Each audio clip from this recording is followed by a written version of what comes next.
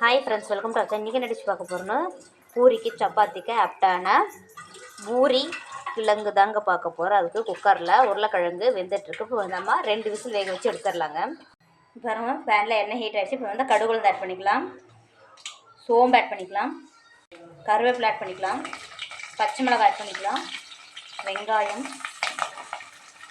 மஞ்சத்தூள் ஆட் பண்ணிடலாங்க, கல்லுப்பு கொஞ்சமாக ஆட் பண்ணிடலாங்க, இஞ்சி பூண்டு உளுந்து ஆட் பண்ணிக்கலாங்க, தக்காளி ஆட் பண்ணிடலாங்க, மிளகாய்த்தூள் கொஞ்சமாக ஆட் பண்ணிடலாங்க.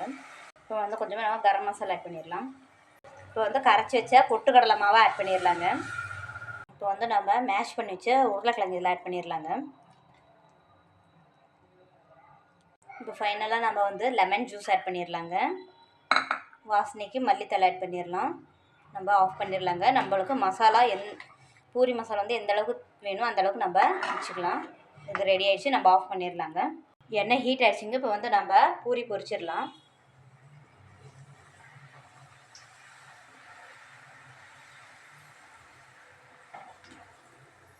நம்ம பாருங்கள், பூரி பொரிச்சு எடுத்தாச்சு. நம்ம வேறு ஒரு பவுலுக்கு மாற்றிடலாம்.